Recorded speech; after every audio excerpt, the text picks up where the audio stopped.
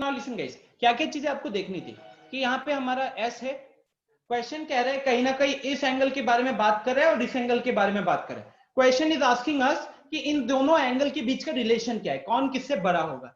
अब देखो क्या क्या आपके अप्रोच होने चाहिए थे। पहला क्वेश्चन है हमको ट्राइंगल, इस बड़ा वाला ट्राइंगल देखो, बड़े वाले ट्राइंगल में P R greater than P Q अगर है तो अगर दो साइड्स इनइक्वल होते हैं तो रूल हमने पढ़ा था कि if one side is greater then the other side तो पीआर के ऑपोजिट में जो एंगल होगा, जैसे इस केस में पीआर के ऑपोजिट में एंगल कौन सा दिख रहा है, तो that is P Q R.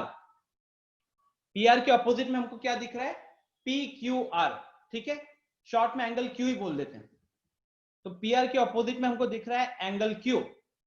PQ side के ऑपोजिट में देखो तो पीक्यू साइड के ऑपोजिट में हमको दिख रहा है एंगल आर, ठीक है। So angle Q greater than angle R हो रहा है, angle Q greater than angle R हो रहा है। ओके, नाउ जब ये आपको दिख गया यहाँ पे कि अच्छा ये इस तरीके से चलेगा, अब हम यहाँ पे क्या क्या चीजें कर सकते हैं। So angle Q greater than angle R, एक इंफॉर्मेशन आया, इसको हम मार्क कर लेते फिलहाल के लिए 1, ठीक है। दूसरा इंफॉर्मेशन क्वेश्चन ने क्या दिया था, तो दूसरा इंफॉर्मेशन दिया था PS bisects angle P, PS bisects angle P. अब इस एंगल पी को देखो कौन सा है एंगल पी, तो ये पी है ना, तो मतलब ये वाला वैल्यू इसके बराबर होगा, ठीक है, ये वाला वैल्यू इसके बराबर होगा। मतलब यहां मैं ये कह सकता हूं कि अगर ये x है, अगर ये x है तो ये भी कितना हो जाएगा, x हो जाएगा। तो इसको ऐसे लिख लेते हैं, angle QPS is equal to angle RPS, ठीक है, और इसको लिख लेते हैं ब्रैकेट में x से, ठीक है गाइस। तो अब हमने दो चीजें यहां पे कर ली। पहला, हमने ये जो इनइक्वालिटी दिया था साइड का P R greater than P Q, वहां से एक चीज हमने निकाल लिया। दूसरा, एंगल बाइसेक्ट कर रहा है तो वहां से मैंने दूसरी चीज निकाल ली, ठीक है। अब देखो हमको क्या क्या इंफॉर्मेशन मिल गया, तो हमको इसके बारे में और इसके बारे का एक रिलेशन मिल गया, हमको ये x और x का रिलेशन पता चल गया। बचा ये वाला, कौन सा, जो ये मैंने डॉट लगाया हुआ रेड कलर का, इसके बीच को मेरे को देखना है। अब ये देखोगे तो एक छोटा ट्रायंगल पीएसआर का पार्ट है और दूसरा छोटा ट्रायंगल पीएसक्यू का पार्ट है। तो आप सबसे रिक्वेस्ट होगा कि एक बार 2 मिनट के लिए एंगल सम प्रॉपर्टी लगाओ, दोनों पे एंगल सम प्रॉपर्टी लगाओ जल्दी।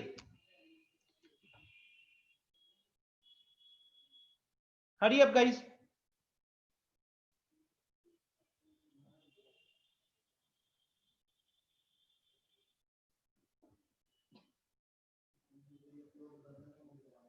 जल्दी करो। पहला ट्रायंगल जैसे पीएसक्यू दिख रहा है तो ट्रायंगल पीएसक्यू, ठीक है। अब यहां पे एंगल सम प्रॉपर्टी लगाएंगे तो एक आएगा एंगल एक्स, एक आएगा एंगल क्यू, एक आएगा angle PSQ is equal to 180 degrees. दूसरा ट्रायंगल पीएसआर, उधर है angle X, angle R, angle PSR, ठीक है, ये भी दिया हुआ है 180 degrees. Okay guys, now listen, क्योंकि ये दोनों 180 के बराबर है, हम क्या क्या चीजें कर सकते हैं। ये देखो angle Q is greater than angle R हमको पता है ना, तो हम इसके लिए क्या करेंगे, यहां से एंगल क्यू को अलग निकाल लेते हैं, यहां से एंगल क्यू को हम अलग निकाल लेते हैं। तो एंगल क्यू को अलग निकालोगे तो 180 एक आएगा, एक्स बाहर निकलेगा एंड एंगल पीएसक्यू भी बाहर निकलेगा, ठीक है। दूसरा, यहां पे एंगल आर को अलग किया तो 180 एक्स दूसरे साइड में आ जाएगा एंड पीएसआर अलग आ जाएगा। ओके, कोई दिक्कत यहां तक किसी को बताओ जल्दी। एंगल आर को क्यों नहीं अलग किए, ये एंगल आर तो अलग हो चुका है ना, एंगल आर मतलब ये पूरा पी आर क्यू का बात हो रहा है।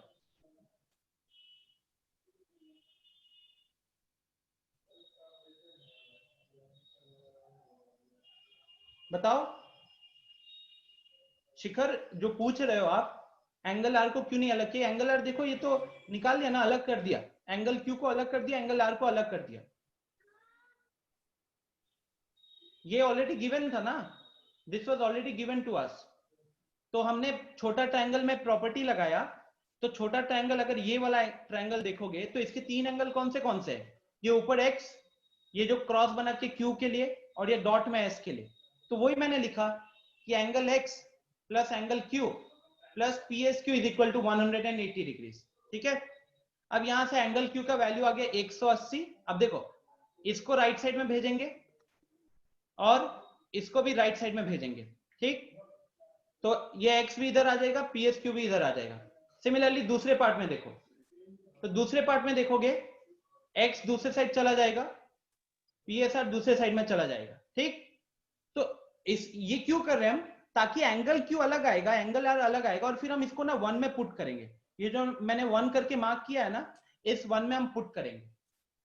तो 1 इंप्लाइज 1 में हमको ऑलरेडी पता था कि एंगल क्यू का वैल्यू जो होगा वो हमेशा एंगल आर से बड़ा होने वाला है। तो अब ये एंगल क्यू,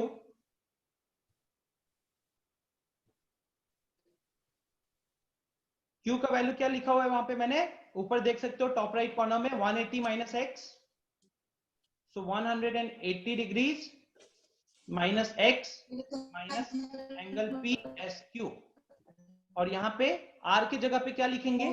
तो वो मैंने जो लिखा हुआ है, ये कौन म्यूट करके रखा है खुद को? आयुष बंद करो।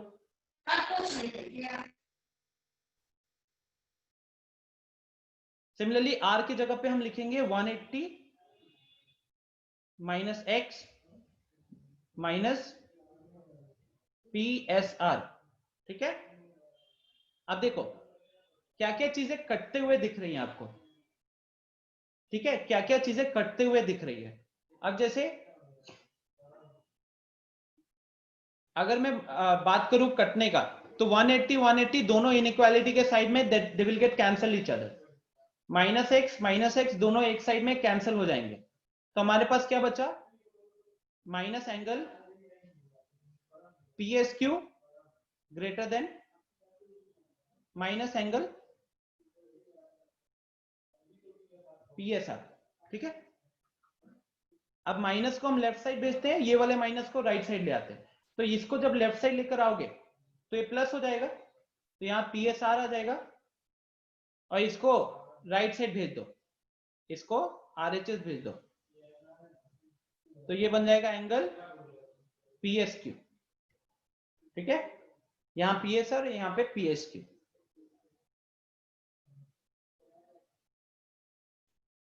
शिखर, मैंने पिछले क्लास में भी डिस्कस किया था, माइनस आप ऐसे कैंसिल नहीं करोगे। एक सिंपल सी प्रॉपर्टी आप सब यहां पे नोट कर लो, simple C, in equality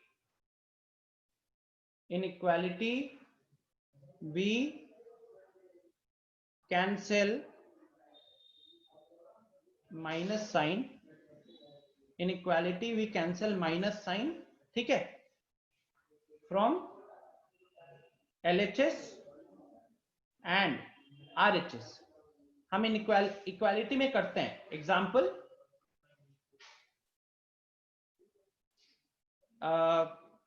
minus X is equal to -5 करेंगे, तो माइनस माइनस कटेगा तो x का वैल्यू कितना आ गया? 5 आ गया, ठीक है। सिमिलरली सेकेंड पार्ट में देखो, इन inequality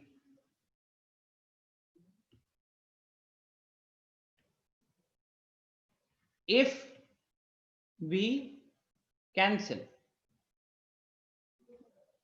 cancel minus sign, then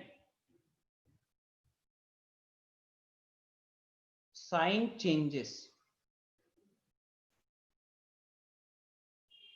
यहां क्या होता है गाइस, इधर ऐसे देख सकते हो कि इधर क्या है, माइनस एक्स को अगर हम राइट साइड भेजेंगे, माइनस एक्स को राइट साइड भेजोगे तो प्लस एक्स हो जाएगा, और माइनस 5 को लेफ्ट साइड भेजोगे तो प्लस 5 हो जाएगा। तो इधर कोई दिक्कत नहीं हो, हम सीधा माइनस साइन को भी कैंसिल करके कर सकते थे। लेकिन इधर क्या हो जाता है, यहां आपको एग्जांपल के तौर पे अगर बताऊं तो आपको पता है कि -4 जो है वो ग्रेटर होगा आपका -5 से, -4 जो है वो ग्रेटर होगा -5 से। अब अगर हम दोनों जगह पे माइनस कैंसिल कर देते हैं ना, तो माइनस कैंसिल कर दोगे तो क्या 4 ग्रेटर देन 5 होता है? बताओ, 4 ग्रेटर देन 5 होता है? बताओ जल्दी चैट में। नहीं होता ना। अब ये नहीं होता तो ये क्यों हमसे गलती क्यों हुई? क्योंकि इनइक्वालिटी का एक छोटा सा रूल होता है कि हम सीधा माइनस साइन को कैंसिल नहीं कर सकते इनइक्वालिटी में, ठीक है?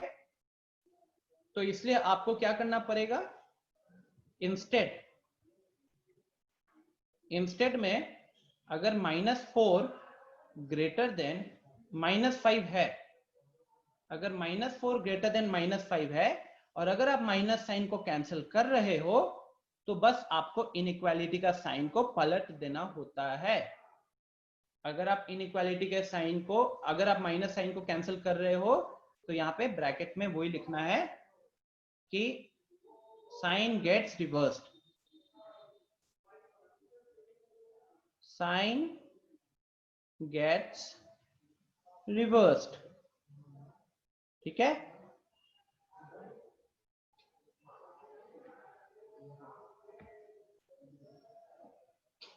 Yes Anushka, you can also use that, you can also use that Anushka, ठीक है? वो भी मेथड देख लेते हैं, वो भी देख लेते हैं, क्या बोलते हो, सही रहेगा गाइस? ओके, अनुष्का का भी एक मेथड है, वो भी डिस्कस कर लेते हैं। यहां पे मैंने क्या लिखा, इनइक्वालिटी में हम दोनों जगह से माइनस करेंगे और हमको कोई दिक्कत नहीं होगी इक्वालिटी में, लेकिन इनइक्वालिटी में अगर आप माइनस करते हो ना, जैसे तो उस केस में आपको साइन को पलट देना होता है। जैसे देखो यहाँ पे -4 ग्रेटर देन -5 होता है, अगर आप माइनस माइनस काट देते तो आपको पता है कि 4 ग्रेटर देन 5 नहीं होता, राइट? तो यहाँ पे गलती क्या हुई आपसे कि जब आप माइनस साइन को काटोगे ना, जब आप माइनस साइन को काटोगे तो इनइक्वालिटी के साइन को पलट देना हमेशा। यही चीज यहाँ पे लिखा हुआ है, in inequality if we cancel minus sign then sign change, ठीक है? कौन सा साइन? Inequality changes. तो साइन चेंज नहीं लिख के हम लिख देते हैं इनइक्वालिटी, लिख देते हैं इनइक्वालिटी चेंजेस, ठीक है? ये ध्यान रखना। अब ऊपर वाला मेथड आफ्टर द क्लास ऐसे भी ये पीडीएफ आपको मैं दे दूंगा। ऊपर वाले में क्या किया, x और x इक्वल था। आयुष का पूछना है कि sir angle Q greater than angle R Q है, तो आयुष हमको क्वेश्चन ने पहले दिया हुआ था P R greater than P Q है, P R greater than P Q है, ये पहले ही हमको दिया हुआ था, ठीक है? P R greater than P Q पहले ही हमको क्वेश्चन ने दे रखा था, कोई दिक्कत वाली बात ही नहीं थी। तो अगर ये हमको पहले ही दे रखा था तो हम यहाँ पे वो थ्योरम लगा लेते हैं ना, साइड्स अगर ऑपोजिट होते, साइड्स में इनइक्वालिटी होती है तो बड़े साइड के ऑपोजिट वाला एंगल भी बड़ा होता है। तो उसी रूल को यहाँ पे लगा के 1 मार्क किया, ठीक है? दूसरा, x और x इक्वल कैसे आए, तो क्वेश्चन ने बोला हुआ था कि PS जो है वो एंगल P को बाइसेक्ट करता है, PS जो है वो एंगल P को बाइसेक्ट करता है, ओके? उसके बाद हमने दोनों छोटे ट्रायंगल में एंगल सम प्रॉपर्टी लगाकर ये निकाला। ये मेरा मेथड 1 है। अभी अनुष्का ने एक चीज पूछा था, वो भी कर सकते हैं मेथड 2, इसमें एक्सटीरियर एंगल का भी कॉन्सेप्ट लगेगा, तो चलिए वो भी एक बार देख लेते हैं। ओके गाइस, दोनों मेथड से आप इस क्वेश्चन को सॉल्व कर सकते हैं।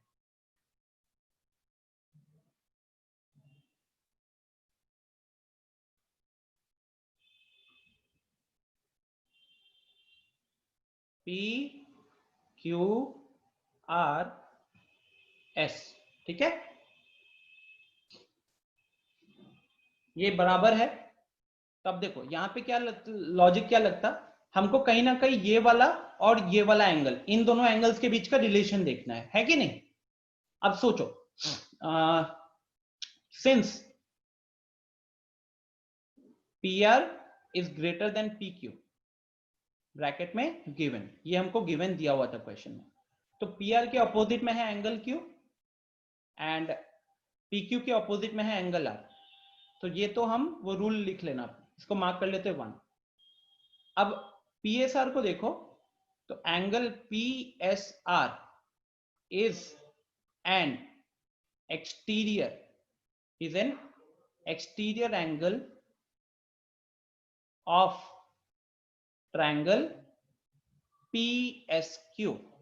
याद है आपको एक प्रॉपर्टी पढ़ी थी हमने कि जो एक्सटीरियर एंगल होता है वो sum of two interior opposite angles के बराबर होता है। तो यहां पे जैसे कि अगर बात करें इसका PSR का, तो इस ट्रायंगल को अगर आप देखोगे PSR ट्रायंगल को,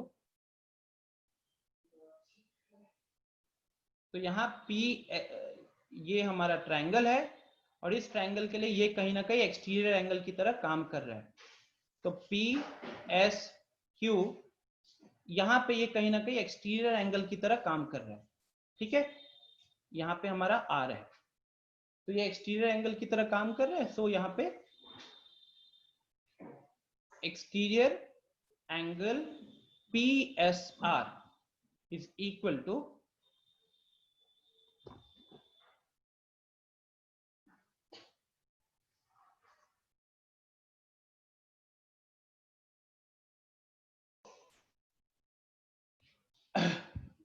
एंगल PSR, ये हमारा एक्सटीरियर एंगल की तरह हो गया। इसमें इंटीरियर में क्या दिख रहा है, SPQ प्लस PQS, ठीक है।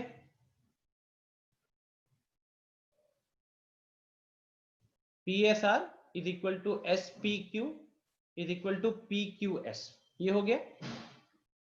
सिमिलरली दूसरे के लिए देखोगे, PQS को मैं शॉर्ट में लिख देता हूं एंगल P, इसको मैं शॉर्ट में लिख देता हूं, सॉरी शॉर्ट में लिख देता हूं एंगल Q, ओके।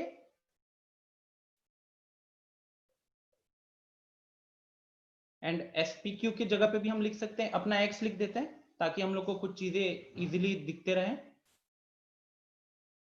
ठीक है। Similarly angle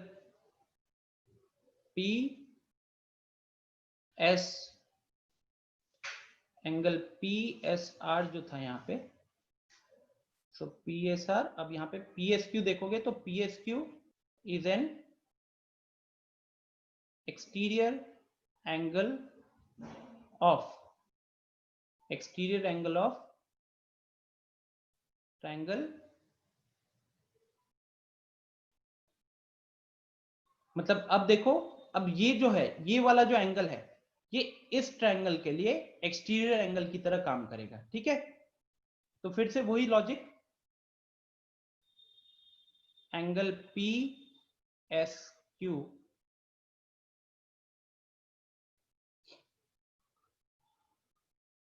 is equal to, अब इस ट्रायंगल के इंटीरियर ऑपोजिट में देखो तो एक X आ रहा है और एक एंगल R आ रहा है, ठीक है। तो angle X plus angle R, clear है गाइस, ठीक है। सो if I take this as 2 and this as 3, if I take this as 2 and this as 3,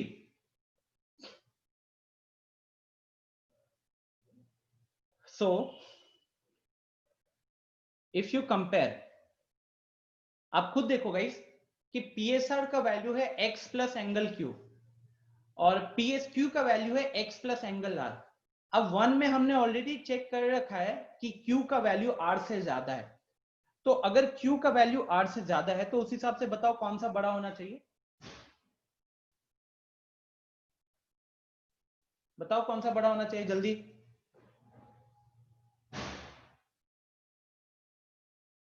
PSR बड़ा होना चाहिए ना, क्योंकि दोनों में X कॉमन है, बड़ा वाला वैल्यू Q है, तो हम ऐसा लिख सकते हैं from 1 2 and 3, from 1 2 and 3,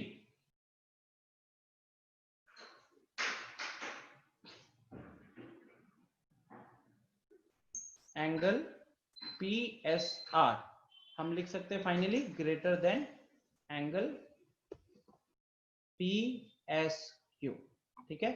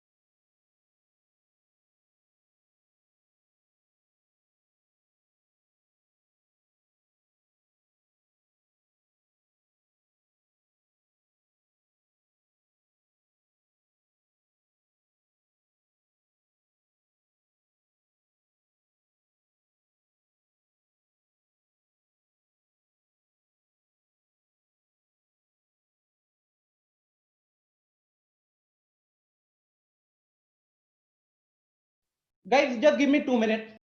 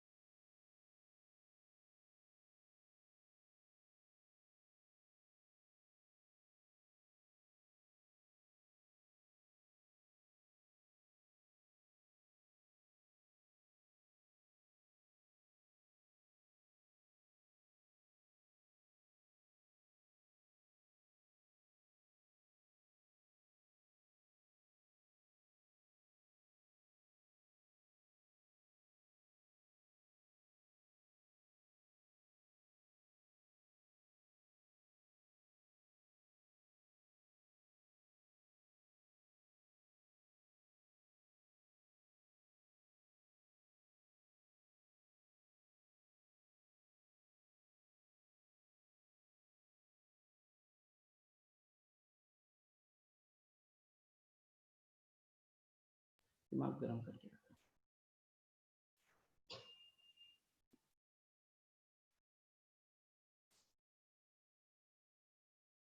okay so guys this is it इस क्वेश्चन को आप इन दो तरीके से सॉल्व कर सकते हो ठीक है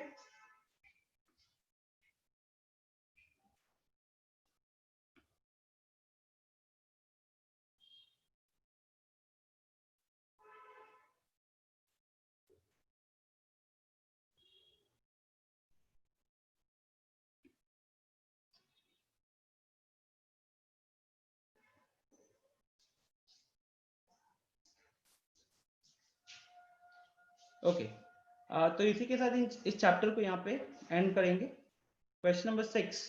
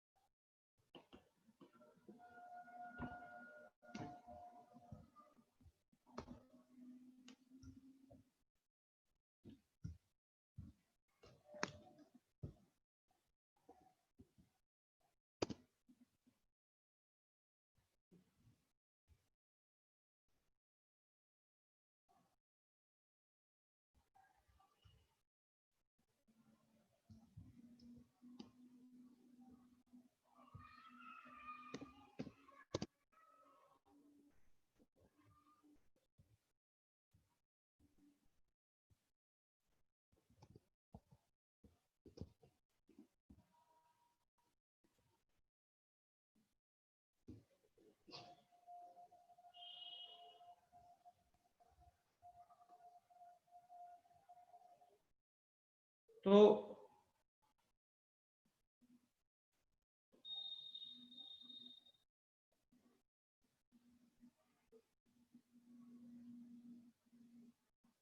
शिखर ये क्वेश्चन में क्या दिक्कत हो रही है बताओ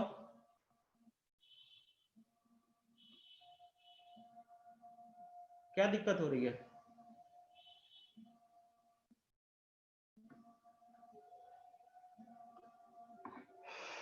शिखर क्या प्रॉब्लम हो रहा है बताओ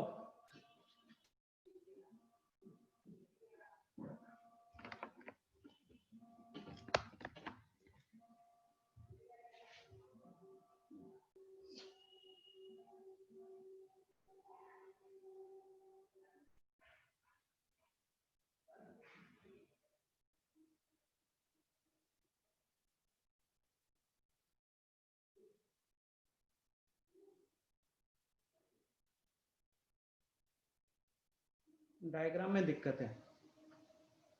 अच्छा,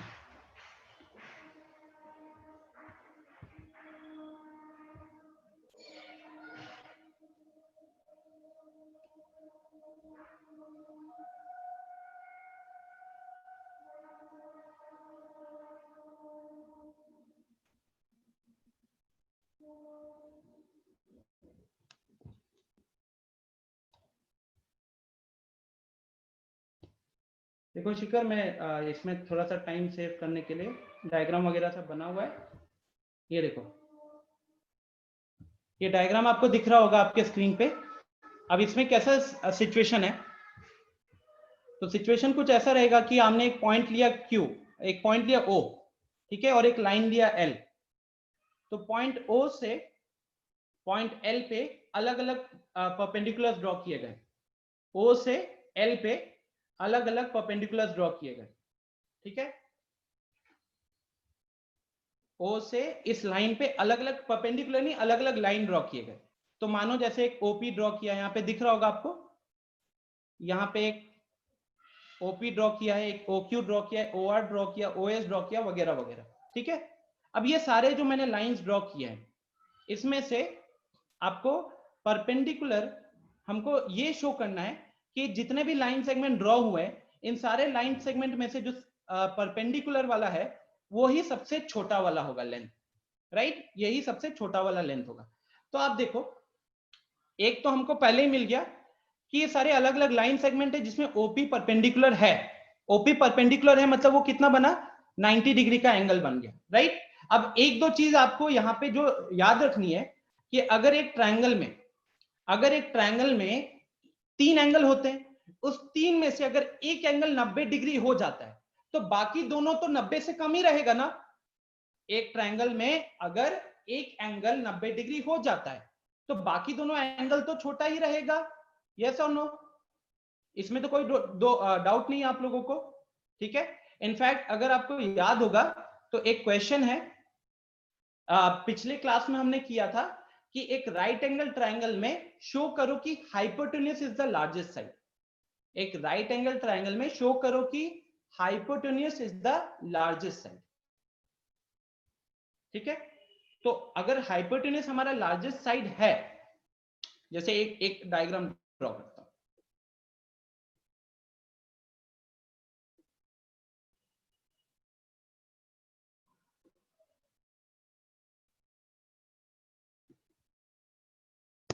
ये इस चैप्टर एक्सरसाइज 7.4 का आई थिंक सबसे पहला क्वेश्चन है। क्या होता है कि अगर एक ट्रायंगल लेते हैं,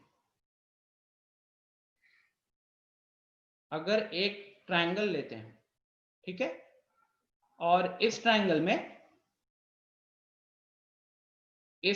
में ये एंगल हमारा 90 डिग्री का हो गया। तो ये 90 डिग्री का हो गया, इसको मान लेते हैं x, शॉर्ट में लिखने के लिए इसको लिख लेते हैं y, ठीक है। अब आपको पता है कि x जो है, या फिर 90 डिग्री की बात करें तो 90 डिग्री जो है वो x से बड़ा होगा, 90 डिग्री जो है वो y से भी बड़ा होगा। अब 90 डिग्री अगर x से बड़ा है, ठीक है, 90 डिग्री अगर x से बड़ा है तो ऑपोजिट 90 के ऑपोजिट में AC दिख रहा है और x वाले एंगल के ऑपोजिट में BC दिख रहा है। तो यहां से हम ये लिख सकते हैं कि AC ग्रेटर देन BC हो गया। सिमिलरली यहां पे 90 ग्रेटर देन y है, तो 90 के ऑपोजिट में अगेन AC आता है एंड y के ऑपोजिट में आता है AB। तो AC ग्रेटर देन AB हो गया, ठीक है। AC ग्रेटर देन BC हो गया, AC ग्रेटर देन AB हो गया यहाँ पे, ओके। नाउ आप दोनों को कंपेयर करो, AC BC से भी बड़ा है और AC AB से भी बड़ा है। तो अगर हम इसको 1 मार्क करें, इसको 2 मार्क करें, तो हम ये तो शॉर्ट में इजीली लिख सकते हैं कि AC is the largest among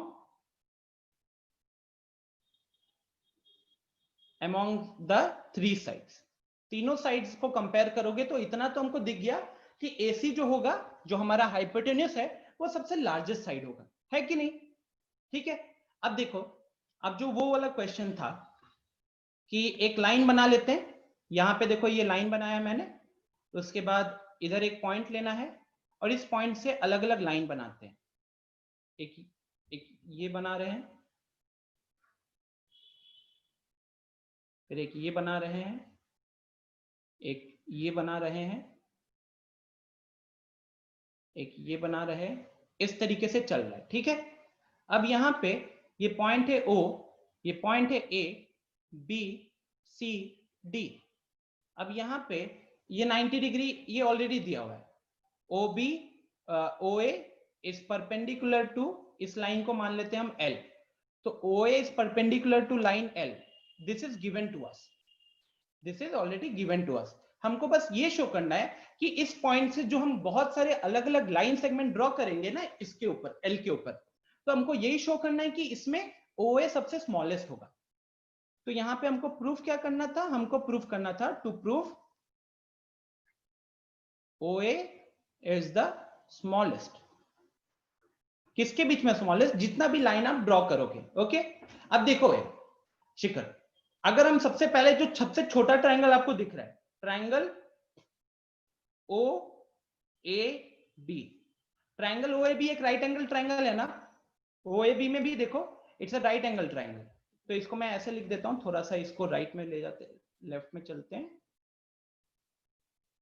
तो ये देखो, in right triangle, in right triangle OAB, तो OAB राइट ट्रायंगल में हमारा ये एंगल 90 है, मतलब OB हमारा क्या है, OB हमारा हाइपोटेन्यूस है। तो हमको क्या दिखा, OB ग्रेटर देन OA होगा। बताओ यस और नो, यस और नो? राइट ट्रायंगल OAB में OB ग्रेटर देन OA होगा। रीजन क्या होगा? रीजन इज कि इस ट्रायंगल में OB हमारा हाइपोटेन्यूस है, और हाइपोटेन्यूस उस राइट एंगल ट्रायंगल के बाकी दो साइड से बड़े होते हैं, जो मैंने अभी ऊपर प्रूव किया। ठीक है, similarly in right triangle OAC, right triangle OAC, ठीक है, यहां पे OC हमारा हाइपोटेन्यूस है, तो अब OC का वैल्यू OA से बड़ा होगा, सेम लॉजिक। ठीक है, similarly in right triangle OAD लिख लो, तो यहां पे मेरा OD ग्रेटर देन OA होगा। ठीक है, OD ग्रेटर देन OA होगा। ठीक, तो अल्टीमेटली अगर आप देखोगे शिखर कि यहां पे देखो तो OA छोटा आ रहा है, यहां देखो OA छोटा आ रहा है, यहां देखो OA छोटे आ रहा है, तो ऐसे हम कितने भी ट्रायंगल ले लेंगे ना, कितने भी राइट एंगल ट्रायंगल ले लेंगे, उन सारे राइट एंगल ट्रायंगल में OA जो होगा ना, वो एक सिंपल सा साइड होगा, OA एक सिंपल सा साइड होगा। तो और बाकी सब, अगर बाकी सारा लाइन सेगमेंट देखोगे, बाकी सारा लाइन सेगमेंट, तो बाकी सब हाइपोटेन्यूस की तरह काम करेगा। तो ये एक सिंपल लाइन सेगमेंट एक साइड होगा, बाकी सब हाइपोटेन्यूस की तरह काम करेगा। तो वहां से हम इजीली लिख सकते हैं कि implies OA is the smallest. ठीक है, implies OA is the smallest. Okay Ayush, simple सा लॉजिक ये देखो कि ऐसे जितने भी बनेंगे ना, तो वी कैन हैव बहुत सारे राइट एंगल ट्रायंगल बनेंगे, we can have a lot of right angle triangles, right. अब उन बहुत सारे राइट एंगल ट्रायंगल्स में से, बहुत सारे राइट एंगल ट्रायंगल्स में से जो OA है, जो OA है वो सबसे स्मॉलेस्ट है, ये हमको प्रूव करना है। अब आप देखो कि उस राइट एंगल ट्रायंगल में OA तो हमारा एक, जैसे देखो this can be one triangle, triangle कौन सा बनेगा, तो OAB will be one triangle, OAC will be another triangle, OAD will be another triangle and so on. तो इस तरीके से हमारे पास बहुत सारे ट्रायंगल्स बनेंगे। ठीक है, अब उन सारे ट्रायंगल में देखो लाइन सेगमेंट एक में OA आएगा, एक में OB, एक में OC और एक में OD। अब अगर हम ये ट्रायंगल लेते हैं OAB ट्रायंगल, तो उसमें OB will be the hypotenuse, and if OB is the hypotenuse, तो OB will be greater than any other side of the triangle, OB will be greater than any other side of the triangle. So OB will come out to be greater than OA. OB will come out to be greater than OA. Similarly, OC will come out to be greater than OA. OD will come out to be greater than OA. तो ऐसे जितने भी अलग अलग scenarios बनेंगे, हर जगह पे आपको ये दिखेगा कि OH छोटा ही आ रहा है, ये शिखर किसी को भी। तो आयुष, क्या ये चीज समझ में आ रहा है? डन, ओके ग्रेट, ठीक है। तो अभी हमारे पास बहुत सारा टाइम बचा हुआ है, तो हम क्या करते हैं, मैंने सोचा कि will do one thing, quickly हम एक छोटा सा टॉपिक शुरू करते हैं विच इज प्रोबेबिलिटी। छोटा सा टॉपिक शुरू करते हैं which is probability, okay.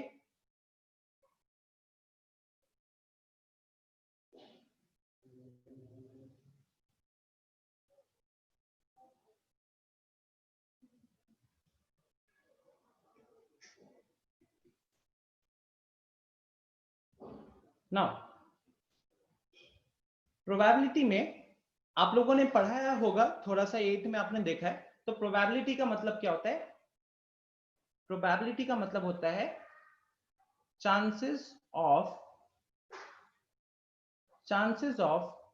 Happening of an event, chances of happening of an event, ठीक है। किसी भी इवेंट के होने के जो चांसेस हैं। अब जैसे chances of happening of an event की बात करें, तो it can depend upon multiple things, but यहां पे we actually talk about particular experiment. हम यहाँ पे ना आप देखोगे बहुत बार एक्सपेरिमेंट आपको यहाँ पे पता चलेगा। अब एक्सपेरिमेंट क्या होता है यार? तो एक्सपेरिमेंट हम यहाँ पे डील करेंगे रैंडम एक्सपेरिमेंट के साथ। Now you must know what is a random experiment. So random experiment is an experiment where the outcomes are well known to us. Okay? Random experiment is an experiment where outcomes are known to us. ठीक है? Where outcomes are known to us. ठीक है?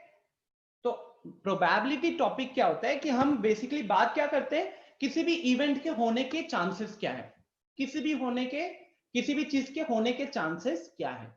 अब अगर हम बात करें कि किसी इवेंट के होने का, तो कहीं ना कहीं उस इवेंट से रिलेटेड हमको कुछ चीजें पता होनी चाहिए। अभी उसी इवेंट को हम ना एक्सपेरिमेंट का नाम देते हैं, और एक्सपेरिमेंट होता है दो तरीके के एक्सपेरिमेंट, एक जिनके आउटकम्स हमको पता रहते हैं, और दूसरा जो साइंटिस्ट वगैरह करते हैं, नए नए एक्सपेरिमेंट ट्राई करते हैं जिनके आउटकम्स हमको नहीं पता रहते।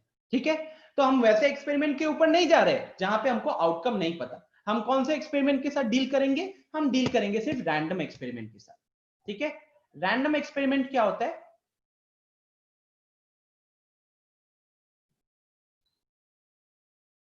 Shikhar, OB is the largest, then why not we take the line AB? Because Shikhar, we need to prove OA ना। आपने O पॉइंट से आपने लाइन के ऊपर क्या क्या ड्रॉ किया? O पॉइंट से आपने OA, OB, OC, OD ये सब ड्रॉ किया ना। तो आपको दिखाना था कि जितने भी उस पॉइंट से आपने अलग अलग लाइन ड्रॉ की, उसमें से सबसे छोटा OA होगा, इसलिए हमने AB को कंसीडर नहीं किया।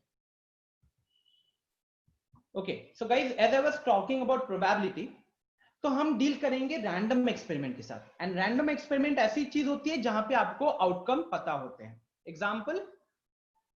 Example would be tossing a coin. अब आप ये नहीं सोचोगे कि कॉइन बीच में गिरेगा। कॉइन विल इधर शो हेड और टेल, कॉइन विल इधर शो हेड और टेल। ठीक है, सिमिलरली रोलिंग अ डाइस, लूडो खेलते हो तो उस लूडो में जो डाइस रहती है, ठीक है, लूडो की जो गोटी कहते हो आप, तो उसका क्या रहता है कि when you roll a dice, so the number which is on the top most, जो सबसे ऊपर दिखता है हमको, ठीक है, जो वैल्यू, जो नंबर हमको सबसे ऊपर दिखती है, हम उसी को आउटकम बोलते हैं, राइट। तो उस केस में आउटकम कैन बी ईदर 1 और 2 और 3, 4, 5 और 6, right. So this is again an experiment. Rolling a dice is again an experiment where we know the outcomes. The outcomes are either we will get a 1 or we will get a 2, या 3 आएगा या 4 आएगा या 5 आएगा या 6 आएगा, उन्हीं में से कुछ एक और आएगा, 7, 8 ये सब नहीं आने वाला।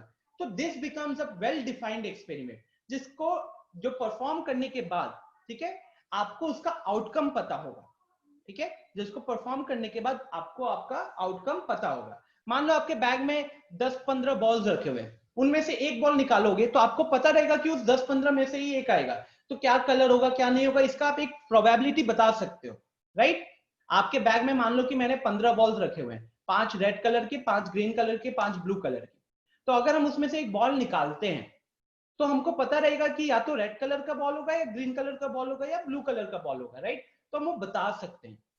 तो इसी तरीके से चीजों के साथ हम प्रोबेबिलिटी की डीलिंग करते हैं। अच्छा, आप में से कितने लोगों ने प्रोबेबिलिटी पढ़ा हुआ है वैसे? एनीवन? ऐसा कोई है जिसने प्रोबेबिलिटी पढ़ा हुआ है? अनुष्का ने अपना हैंड रेस किया है। What about the other people? Shikhar ने पढ़ा हुआ है, सबने पढ़ा हुआ है, right. If you remember class 8 में आता है ये। तो इसी को आगे देखते हैं। अब बात करते हैं फॉर्मूला का, ठीक है। तो फॉर्मूला, तो प्रोबेबिलिटी को शॉर्ट में लिखेंगे P of happening, P of happening of an event, probability of happening of an event। तो इसका जो फॉर्मूला होता है ना, इसका फॉर्मूला होता है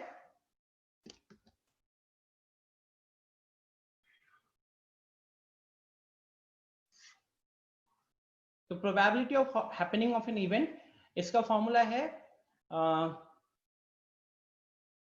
number of favourable outcomes, number of favorable outcomes divided by total number of possible outcomes, ठीक है। तो number of favourable outcomes divided by total number of possible outcomes. Example, मान लो कि हम एक वो कर रहे हैं, हम एक डाई को रोल कर रहे हैं, ठीक है। तो सबसे पहले आपका ना डिनोमिनेटर पे ध्यान जाना चाहिए। डाई को रोल कर रहे हो तो टोटल पॉसिबल आउटकम्स में क्या क्या आएगा,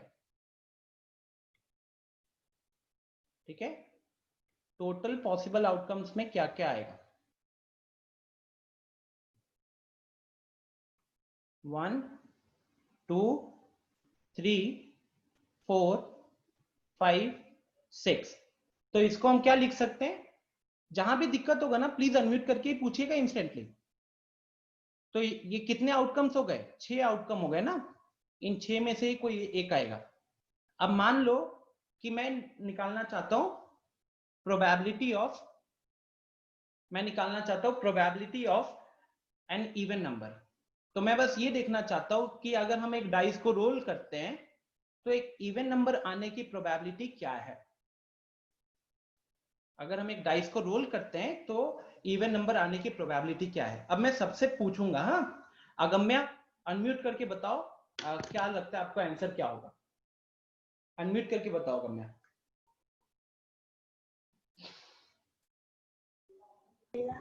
सर 2, 10 मिनट का ब्रेक। इवन नंबर 2, मतलब आप ये बताओ, हमको टोटल आउटकम तो पता है कि 6 में से कोई एक नंबर आएगा। इवन नंबर कितने होते हैं अगर हम एक डाइस को रोल करेंगे? क्या क्या इवन नंबर आ सकते हैं? 2 4 6। 2 4 6 आ सकता है, राइट। एवरीवन एग्री करते हो? या तो 2 आएगा या 4 आएगा या 6 आएगा, राइट।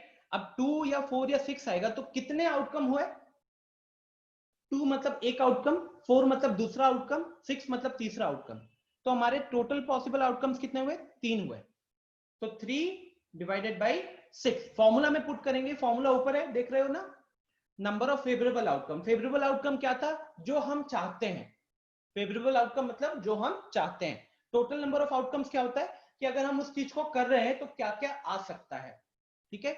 कितने आउटकम्स आ सकते हैं, तो वो डिनोमिनेटर में आएगा, और जो जो आउटकम हमको चाहिए वो न्यूमरेटर में आएगा, ठीक है। तो जैसे अगम्या ने बोला कि या तो 2 आएगा या 4 आएगा या 6 आएगा। तो देयर आर 3 इवन नंबर्स जो हम चाहते हैं आए, तो वो 3 हमने ऊपर लिखा और 6 हमने डिनोमिनेटर में लिखा। ऊपर नीचे से कटेगा, ये आ गया 1/2।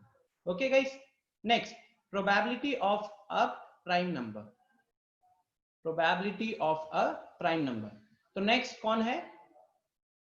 अंशु, अनम्यूट करके बताओ अंशु कि अगर आप एक डाइस को रोल करते हो तो प्राइम नंबर क्या क्या आपको दिखेंगे? 3. फिर से बोलना, आवाज क्लियर नहीं आई। 2 and 3. 2 and 3, what about 5? Yes, sir. 5. हाँ ठीक है, तो 2 भी होगा, 3 भी होगा, 5 भी हो सकता है, राइट? तो उसके कितने कितने आउटकम्स हो गए उस हिसाब से? 2, ठीक है, 2, 3, 5। तो there are 3 prime numbers, 3 favourable outcomes, ठीक है, 3 फेवरेबल आउटकम। तो 3 ऊपर 6। जानते हो क्या होता है गाइस, जब एक डाइस को रोल करेंगे ना, तो चाहे क्वेश्चन कुछ भी हो, उसका डिनोमिनेटर में हमेशा 6 आएगा। अगर आप एक डाइस को रोल करते हो तो उसके डिनोमिनेटर में हमेशा 6 आएगा। क्यों? क्योंकि total number of possible outcomes में तो 1 2 3 4 5 6, इन 6 में से कुछ भी आ सकता है। तो यहाँ इवन नंबर का पूछ सकता हूँ, प्राइम नंबर का पूछ सकता हूँ, मल्टीपल ऑफ 3, मल्टीपल ऑफ 4, मैं क्वेश्चन चेंज करते रहूंगा, लेकिन हर क्वेश्चन का डिनोमिनेटर सेम ही रहेगा। क्या चेंज होगा? तो न्यूमरेटर चेंज होगा। ओके गाइस, नेक्स्ट थोड़ा सा और देख लेते हैं, एक और ले लेता हूं। मल्टीपल ऑफ 2 और मल्टीपल ऑफ 3, मल्टीपल ऑफ 2 और मल्टीपल ऑफ 3। अब बताओ यहाँ पे क्या आएगा? बताओ यहाँ पे क्या आएगा?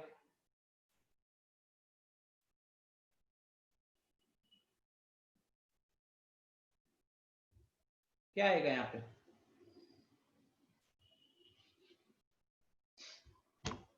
मल्टीपल ऑफ 2, मल्टीपल ऑफ 3, ठीक है। तो डिनोमिनेटर तो अभी भी 6 ही आएगा क्योंकि डाइस रोल कर रहे हैं। अब मैं पूछता हूं नेक्स्ट, अनुष्का अनम्यूट करके बताओ कि 1 से लेके 6 तक मल्टीपल ऑफ 2 या फिर मल्टीपल ऑफ 3 कितने होते हैं? Sir, multiple of 2, 3 means 3 numbers 2, 4 and 6. Multiple of 2 में 3 नंबर्स आ गए, 2, 4 and 6। What about multiple of 3? 2 numbers 3 and 6. 3 and 6, ठीक है। अब यहाँ पे जो चीज हमको ध्यान रखना होगा गाइस, कि मल्टीपल ऑफ 2 की बात करें तो 2, 4 एंड 6। मल्टीपल ऑफ 3 की बात करें तो 3 एंड 6, ठीक है।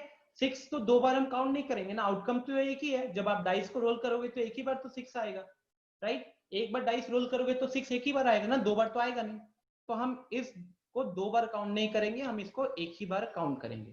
तो फाइनली अगर आप देखोगे तो कितने आउटकम हुए फेवरेबल आउटकम? तो 1, 2, 3, 4। तो यहाँ पे लिखेंगे 4, ठीक है। तो आंसर हो जाएगा 4/6, 2/3, 2 से कैंसिल हो जाएगा। यहाँ पे कुछ लोगों का आंसर आता है 5/6। वो क्या करते हैं, 6 को 2 बार गिन लेते हैं, बट वो हो जाएंगे रॉन्ग। ओके, तो प्लीज इसको ध्यान में रखिएगा। Is it clear? क्या यहां तक आप सबको समझ में आया? एक बार यस पे क्लिक कर दो अगर समझ में आया तो। यहां तक आप सबको समझ में आया है? शिखर, अगर 4 भी 2 बार आता ना तो हम उसको एक ही बार काउंट करते हैं। ओके, 2 बार देखो शिखर क्या है कि हम एक ही बार डाइस को रोल कर रहे हैं और हम पूछ रहे हैं कि अगर हमने एक बार डाइस को रोल किया तो ये आने के चांसेस क्या है? तो नंबर तो एक ही बार आएगा ना। अगर नंबर एक बार आएगा तो हम किसी नंबर को 2 बार गिन सकते हैं क्या? नहीं ना, ठीक है।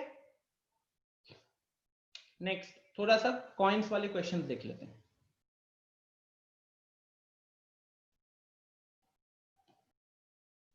अच्छा, उससे पहले कुछ प्रॉपर्टीज होती हैं, ठीक है। कुछ प्रॉपर्टीज पर देख लेते हैं फटाफट।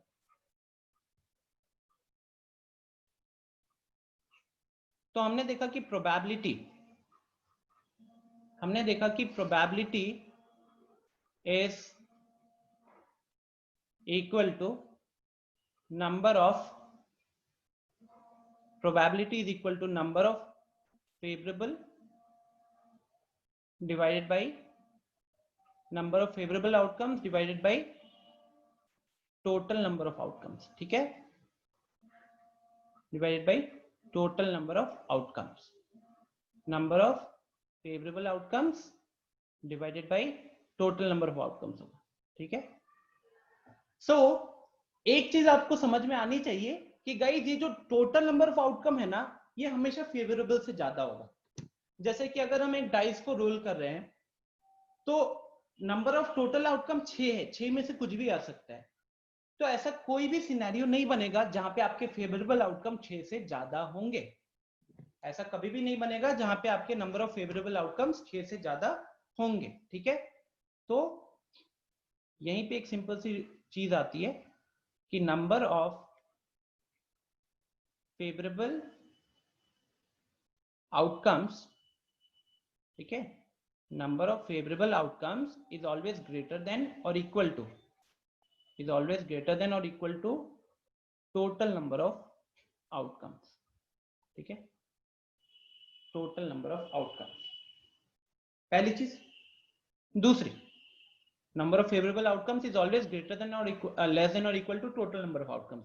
इसका मतलब कि प्रोबेबिलिटी की जो वैल्यू होगी, प्रोबेबिलिटी की वैल्यू कभी भी 1 से बड़ी नहीं निकलेगी। देखो अल्टीमेटली तो एक फ्रैक्शन है, और एक फ्रैक्शन का वैल्यू 1 से ज्यादा कब होता है? जब फ्रैक्शन का न्यूमरेटर फ्रैक्शन के डिनोमिनेटर से बड़ा हो।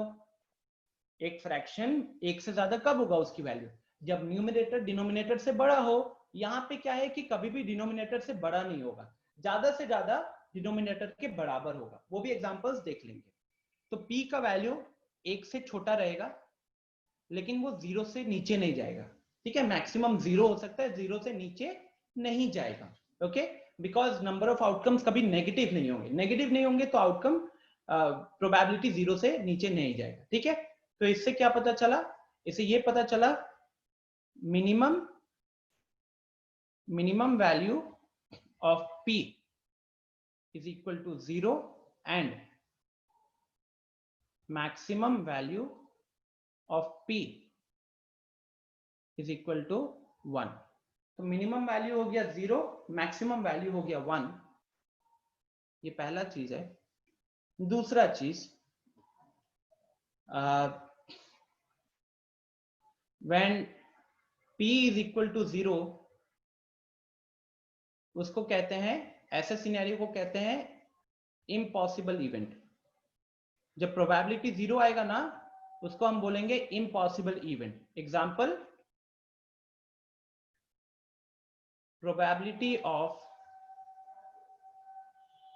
an odd number, probability of an odd number in a probability of odd number in a in tossing a coin, in tossing a coin। ठीक है, अब मैं क्या पूछ रहा हूं? मैं पूछ रहा हूं कि बताइए, अगर एक कॉइन को टॉस कर रहे हैं तो ऑड नंबर आने की प्रोबेबिलिटी कितनी है? शिखर इट कैन, देखेंगे एक एग्जांपल। गाइस, अगर आप एक कॉइन को टॉस कर रहे हो तो ऑड नंबर आने की प्रोबेबिलिटी कितनी है? अब जब हम कॉइन को टॉस कर रहे हैं तो या तो हम हेड्स की बात करते हैं या हम टेल्स की बात करते हैं, राइट? या तो हम हेड्स की बात करते हैं या फिर हम टेल्स की बात करते हैं। तो अगर इसका फ्रैक्शन देखोगे तो डिनोमिनेटर में आएगा 2, इसका फ्रैक्शन देखोगे तो डिनोमिनेटर में आएगा 2। ये है पहली चीज। दूसरी चीज, न्यूमरेटर को देखोगे तो न्यूमरेटर में कोई भी फेवरेबल आउटकम नहीं है। डिनोमिनेटर में तो हम टोटल पॉसिबल आउटकम लिखते हैं। तो अगर हम एक कॉइन को टॉस करें तो या तो हेड आएगा या टेल आएगा, दो आउटकम दिख रहे थे, इसलिए डिनोमिनेटर में 2 लिखा। न्यूमरेटर के बारे में सोचो, तो न्यूमरेटर में अगर हम एक कॉइन को टॉस करते हैं तो ऑड नंबर आएगा क्या? नहीं आएगा। तो क्या कोई फेवरेबल आउटकम है? कोई फेवरेबल आउटकम नहीं है, तो इसीलिए ये हो गया 0। ठीक है, ऐसे सिनेरियोस को कहते हैं इम्पॉसिबल इवेंट। बात समझ में आ रही है?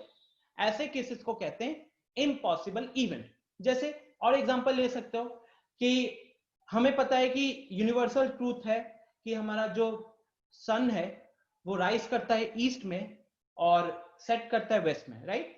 सूरज ईस्ट से उगता है और वेस्ट में ढलता है। अब आपसे पूछा जाएगा क्या प्रोबेबिलिटी है कि सूरज जो है कल को वेस्ट से उगना शुरू हो जाएगा? क्या प्रोबेबिलिटी है कि सूरज कल को वेस्ट से उगना शुरू हो जाएगा? तो उस केस में ये तो इम्पॉसिबल है, और अगर ये इम्पॉसिबल है तो इसका प्रोबेबिलिटी कितना होगा, इसका प्रोबेबिलिटी होगा 0, ठीक है, प्रोबेबिलिटी हो जाएगा 0। नेक्स्ट अब देखते हैं कि प्रोबेबिलिटी 1 कब होता है।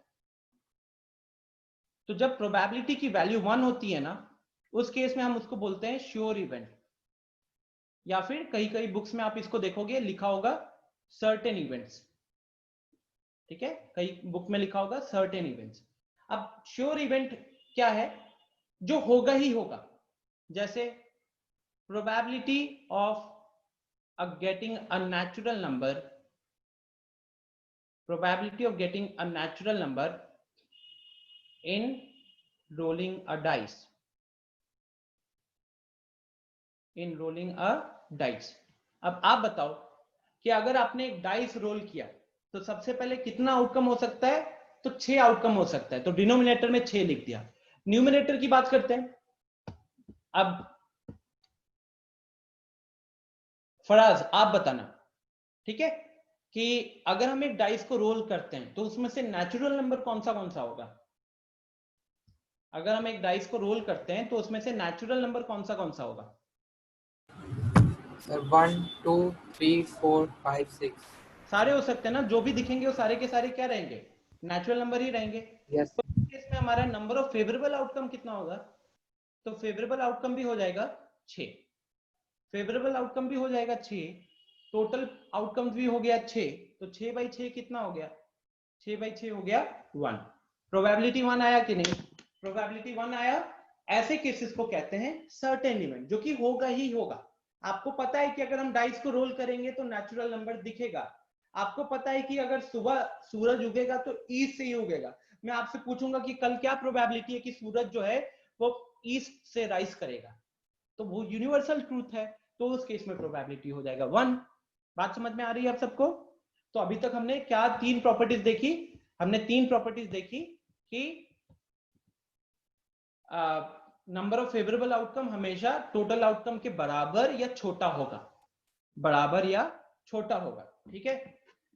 इसी के कारण प्रोबेबिलिटी की वैल्यू 0 से 1 के बीच में लाई करती है। 0 कब करेगा, जब इम्पॉसिबल इवेंट होगा। 1 कब होगा, जब सर्टेन इवेंट होगा, ठीक है। इसके अलावा हमने प्रोबेबिलिटी का फॉर्मूला में natural number of favourable outcomes क्या होता है ये देखा, टोटल नंबर ऑफ आउटकम्स क्या होता है ये भी देख लिया, ठीक है। आगे बढ़ते हैं। यहां तक क्या क्लियर है, अभी भी कोई दिक्कत है बताओ, is it clear till this part.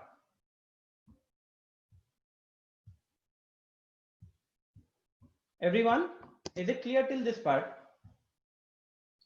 मुश्किल तो नहीं लग रहा ना, because this is an easy topic, ठीक है। चलिए, तो अभी मैं प्रोबेबिलिटी का सीधा एक ही एक्सरसाइज है, जानते हो, it has only one exercise.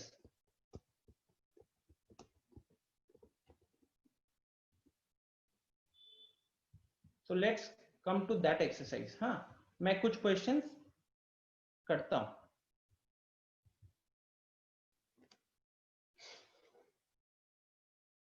Okay, सो देखो आपके स्क्रीन पे मैंने अभी एक्सरसाइज 15.1 ओपन किया है, ठीक है। क्वेश्चन है, in a cricket match a batswoman hits a boundary 6 times out of 30 balls she plays. इसका मतलब क्या है कि अगर वो विमेन जो है, जो बैटिंग कर रही है, अगर उसको आप 30 बॉल डालोगे ना, तो उस 30 बॉल में से वो 6 बॉलों पे बाउंड्री मार रही है, मतलब या तो चौका मारेगी या छक्का मारेगी, ठीक है। तो क्वेश्चन यही पूछ रहा है, find the probability that she did not hit a boundary, find the probability that she did not hit a boundary। अच्छा गाइस, एक और चीज है यहाँ पे, I missed out one part, ठीक है। इसी प्रॉपर्टीज के अंदर एक और प्रॉपर्टी आता है, एंड द प्रॉपर्टी इज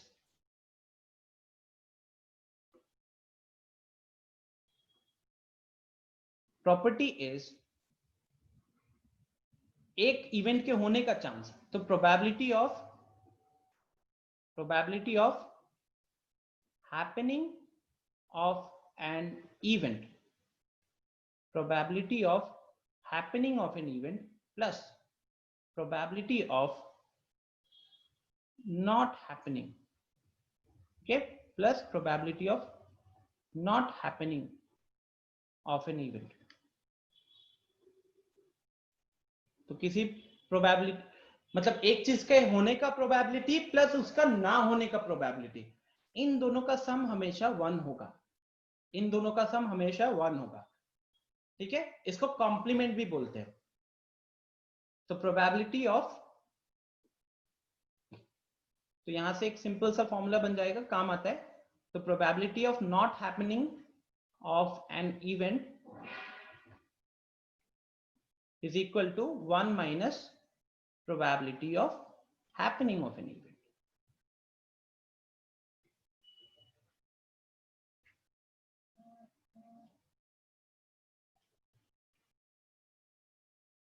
ठीक है, 1 minus probability of happening of an event, ये रहता है, ठीक है। इसी को यूज करते हुए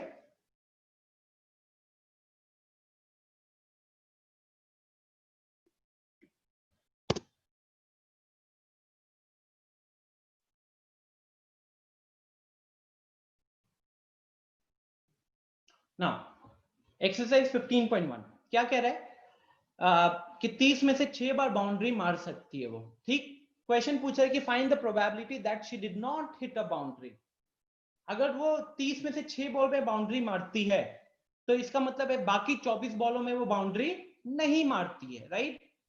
बाकी 24 बॉलों में वो बाउंड्री नहीं मारती है, तो उस हिसाब से क्या होना चाहिए था आंसर? बताओ सब कोई चैट में फटाफट, उस हिसाब से आंसर क्या होना चाहिए था? अगम्या का आंसर आ गया, अनुष्का, फराज,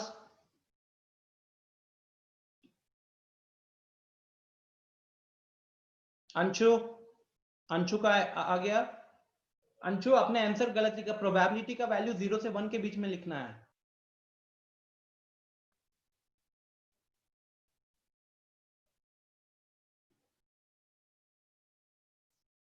तो यहाँ पे probability that she did not hit a boundary, ठीक।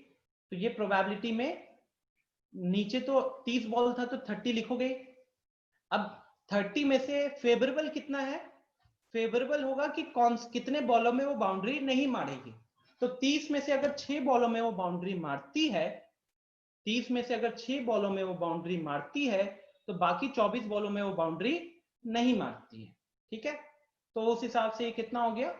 उस हिसाब से डिवाइड करोगे तो ये आ गया 4/5। ओके,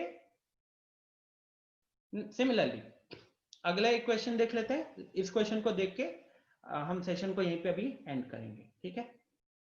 तो number of given girls in a family, 15 families थे, 15 फैमिलीज विथ 2 चिल्ड्रन, मतलब हर फैमिली में 2 बच्चे थे। वे सिलेक्टेड रैंडमली, दिख रहे हैं ना रैंडम वर्ड क्यों लगाया यहाँ पे? हमने वहां पे भी देखा था रैंडम एक्सपेरिमेंट, ताकि हमको सबका आउटकम भी पता हो, लेकिन कौन कब आएगा ये हम नहीं बता पाएंगे। मतलब कि ऐसा नहीं है कि इसमें किसी चीज के आने के चांसेस ज्यादा है, ठीक है।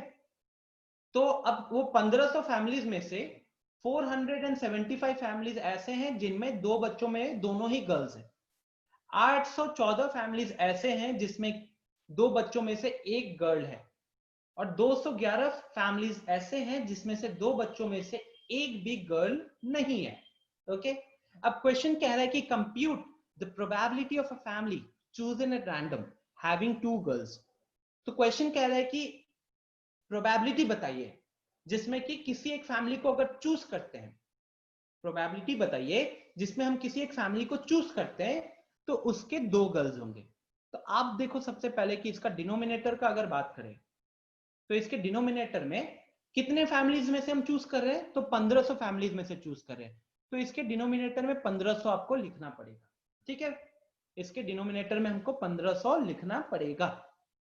उसके बाद हमको देखना है कि 2 गर्ल्स वाली फैमिलीज कितने हैं। तो देखो ये डेटा में से, इस चार्ट में से 2 गर्ल्स वाली फैमिलीज है 475। तो अगर 475 फैमिलीज है तो उन्हीं में से वही हमारा फेवरेबल आउटकम्स हो गया। उनमें से कोई भी एक फैमिली हमारे अगर हम पिक करते तो हमारे लिए फेवरेबल हो जाएगा, राइट। तो उस हिसाब से इसके न्यूमरेटर में कितना लिखना होगा? तो इसके न्यूमरेटर में 475 लिखना पड़ेगा। बोलो क्या ये चीज क्लियर है? 475/1500 जो लिखा है मैंने, अंशु, शिखर, अगम्या, क्या ये चीज क्लियर है आप सबको? फराज, ठीक है।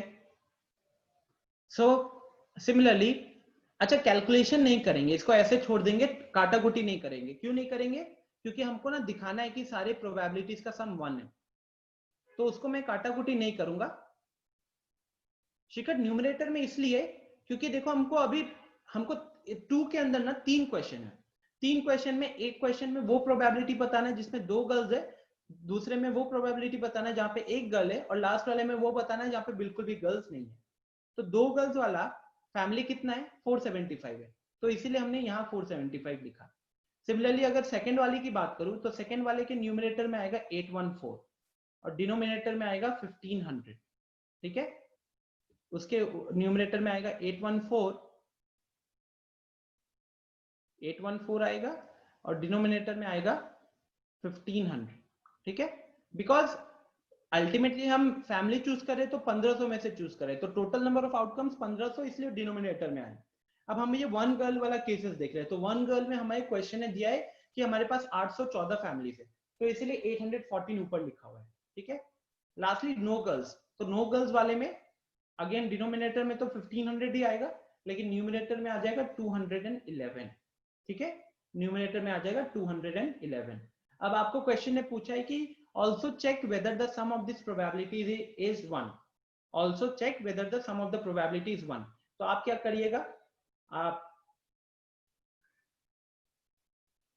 इसको इसको और इसको, इन तीनों को ऐड करना। तीनों को ऐड करोगे तो तीनों का डिनोमिनेटर 1500 है ना, तो एलसीएम लेने में दिक्कत नहीं होगा, इसीलिए मैंने बोला कि काटाकुटी नहीं करेंगे। ठीक है, अब तीनों का एलसीएम 1500 आ गया, फिर आया 475 प्लस 814 प्लस 211 ऐड कर लेना, 1500 ही आएगा। तो 1500 बाई 1500 वैल्यू कितना हो जाएगा? वो हो जाएगा 1।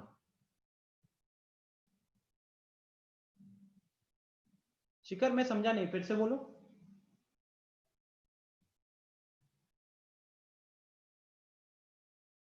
When we numerator then will 1500 मतलब क्या है? फिर से बोलो, अनम्यूट करके बताओ, हिंदी में बताओ।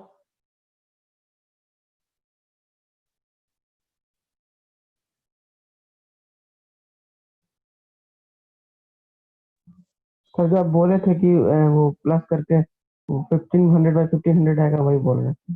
अच्छा, हाँ, वो मतलब क्वेश्चन ने आपको शो करने दिया ना कि ये तीनों जो हमने क्वेश्चन की 3 अलग अलग प्रोबेबिलिटी निकाली है, इन 3 अलग अलग प्रोबेबिलिटी का सम 1 होगा, ये क्वेश्चन ने आपसे पूछा है कि शो कीजिए।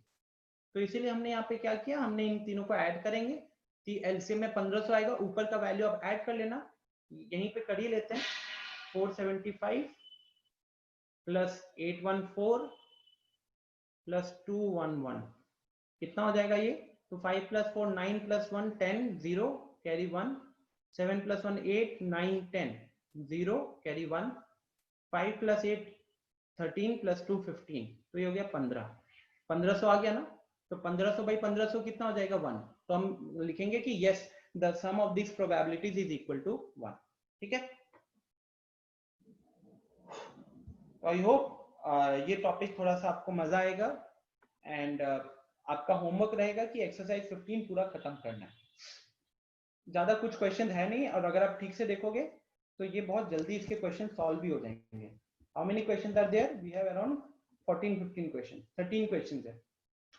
किसी भी क्वेश्चन में आपको मेरे ख्याल से मुश्किल से 2 मिनट लगेंगे, ज्यादा से ज्यादा 3 मिनट। तो 10 क्वेश्चन 11 क्वेश्चन आपका होमवर्क है, 3 मिनट के एवरेज से 30-40 मिनट्स का आपको होमवर्क मिला हुआ है। एक बार अच्छे से चैप्टर को रीड करना, मंगलवार से पहले सबमिट करना है, 2 घंटा 2.5 घंटा लगाओ इस चैप्टर को, इसको खत्म करना। ठीक है, इस सेम चैप्टर फिर आपको क्लास 10th में भी मिलेगा। इनफैक्ट हम अगली क्लास में 10th के क्वेश्चन अभी करके खत्म कर देंगे। ओके, 10th के क्वेश्चन अभी करके खत्म कर लेंगे, क्योंकि उसमें कुछ नया नहीं रहता। क्लियर है गाइस? तो यहीं पे भी सेशन को एंड करता हूँ। Thank you for attending the session, मिलते हैं अगली क्लास में। Anyone having any question? कुछ पूछना चाहते हो तो पूछो।